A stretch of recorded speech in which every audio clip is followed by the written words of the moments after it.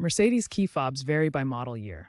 Older models typically use slide release or split case methods. For slide release, locate a small latch or slider on the fob seam. For split case, gently pry apart the plastic casing using a plastic pry tool or key fob opener kit to avoid damage. Avoid metal tools to prevent shorts.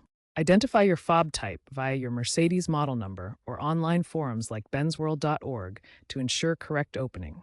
Once the key fob is open, replace the battery with the correct type, usually CR2032 or CR2450.